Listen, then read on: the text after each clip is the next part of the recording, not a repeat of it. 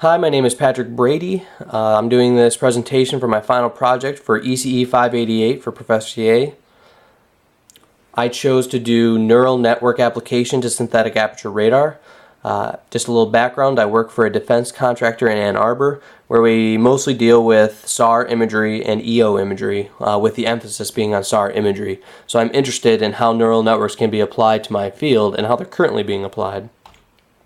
Just a brief outline.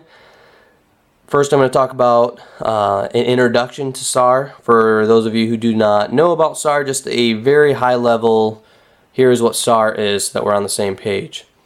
Then I'm going to delve into some of the advantages of SAR versus EO imagery and how they compare. Then I'll delve into each of the studies that I looked at and how convolutional neural networks are being applied to different algorithms within the SAR industry. Lastly, I'll draw some conclusions from this. Just a brief introduction to SAR. More generally, radar uses high-frequency EM waves that reflect off a scene or the earth or some sort of object, and they return to the antenna or some other antenna. It can also do by static stuff. And from that, the phase history is collected, and we can form an image using some image processing algorithms. Specifically, SAR systems are airborne or spaceborne, and I say usually because there are some ground systems now, but in general everything is airborne, meaning it's on a plane or some moving platform or on a satellite that's up in space.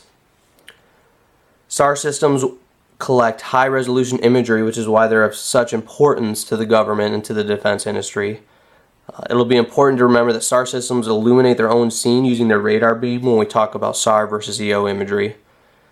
SAR is highly dependent on knowing the location of the vehicle, the scene, and where the beam is pointing. That is really what the difference is in many of the different SAR designs is accuracy.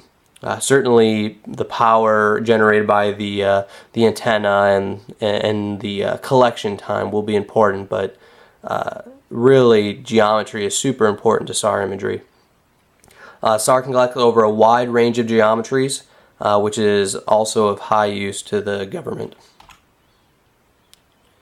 More on SAR. Again, there's just the definition reminding us what SAR is.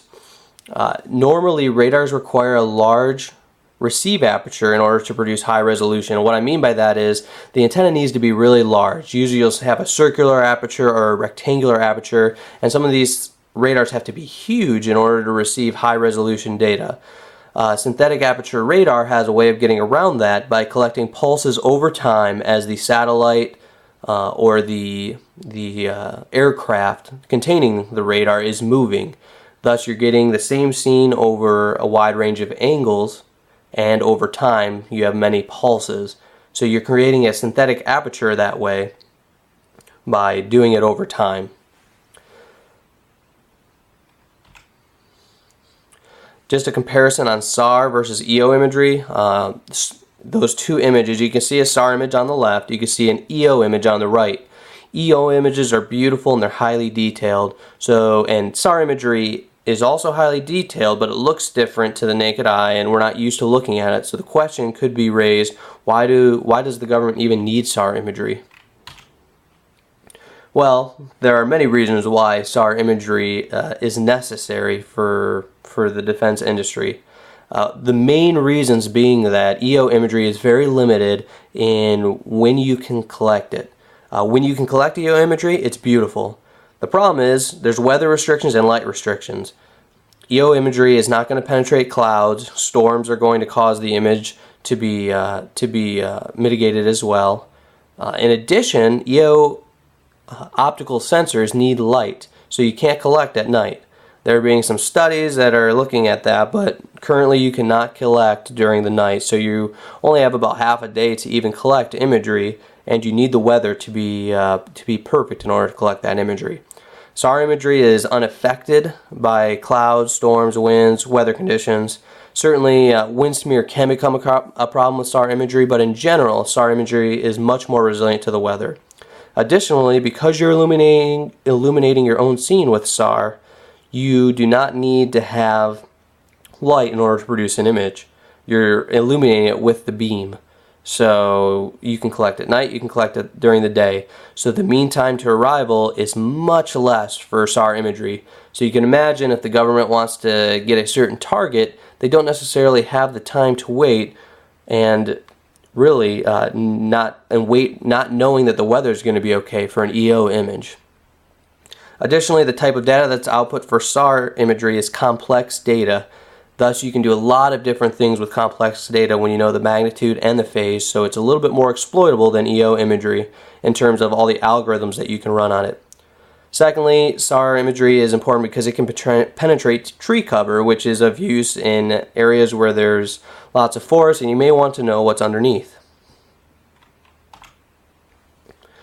So the first algorithm I'm going to talk about is CCD imagery. CCD stands for Coherent Change Detection. Essentially what CCDs are you collect multiple images, you register them, and then you show the changes between one image and the other. So areas of change are going to show up in black, unchanged areas are going to show up in white. Now you might think that you can do this with EO imagery as well, but because the data is complex, you pull out differences that you might not see in each individual image at all. It may be undetectable. But then because we know the amplitude and the phase, when we bring these two images together, all of a sudden things pop up. So it can be useful for seeing tracks or paths that maybe the enemy, is planting things, but we don't know that they're even there. So the issue is within the defense industry, and it's really a general to all of the algorithms I'm going to talk about, is that there are many different flavors of each algorithm. For instance, CCD algorithms, there's going to be many instances of this that each defense industry can consider as the best. Now this occurs because each defense agency, say the Air Force or the Navy, they have their own needs and their own images that they want collected, and based on the content of the data, a different CCD algorithm is going to work best for each case. So the problem is that there's just a bazillion different CCD algorithms, when really it would be nice if we just had one algorithm that was running for all of these cases. So CCDs are traditionally created using 3 different steps. All SAR imagery is going to have speckled noise just due to the nature of different geometries and the beam being so far away. So you have to run pre-processing to remove that noise. Then you're going to create a DI with a couple, there's many different algorithms even for DIs, and then you're going to classify the DI as changed or unchanged for each pixel. So the convolutional neural network study that I looked at tried to get rid of the first 2 steps, the pre-processing and the DI imagery step, using a deep learning neural network. The study claimed that an RBM had to be used to choose the initial weights because that was the single most important issue in being able to converge on a solution and not get stuck in some kind of local minimum or whatnot. So RBMs are used for pre-training, and what you do is you pull out a certain number of the pixels and you pre-train on them and try to find features and learn from those features, and then you input that system into the larger neural network. This study didn't list how many nodes and layers were used. It was pretty unspecific, but in the end the proposed neural network outperformed traditional methods from 1 to 5%. Those results look awesome.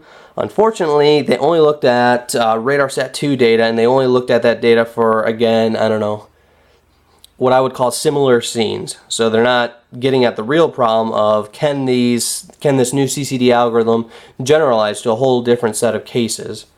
It works well for a specific case. Can it generalize is really the big problem within the defense industry.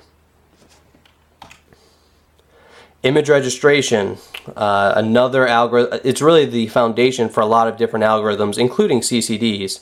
Image registration takes two images that might not be aligned.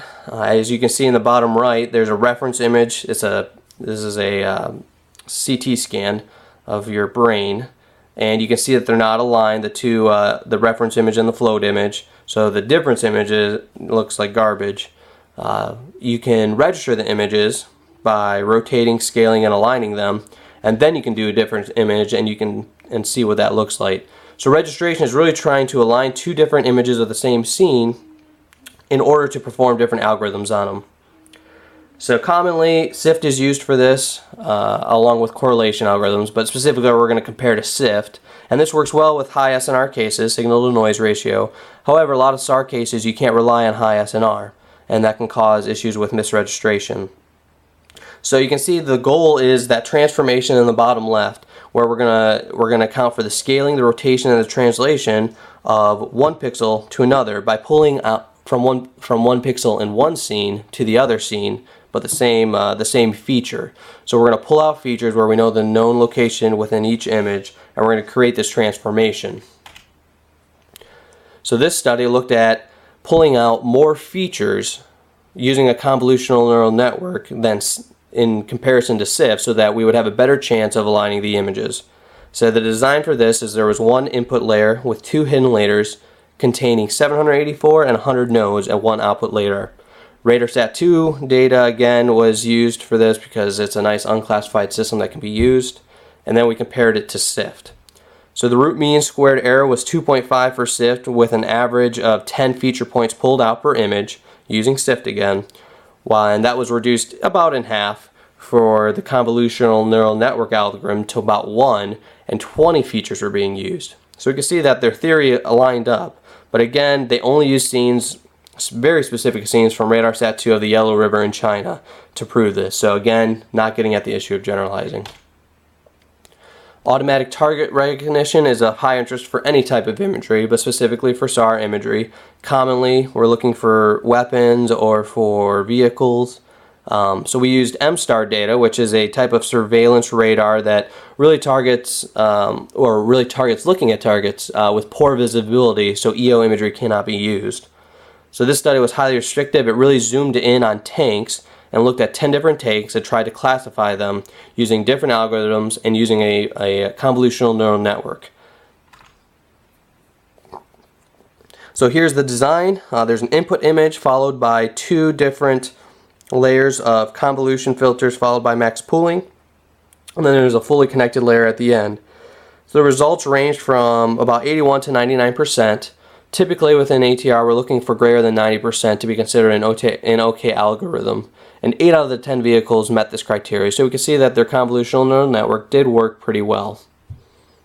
And on the bottom left there is the input images that were being used in an example, along with the confusion matrix on the right, showing how well it did. And you should see that diagonal should be the highest number if you're doing a good job of detecting.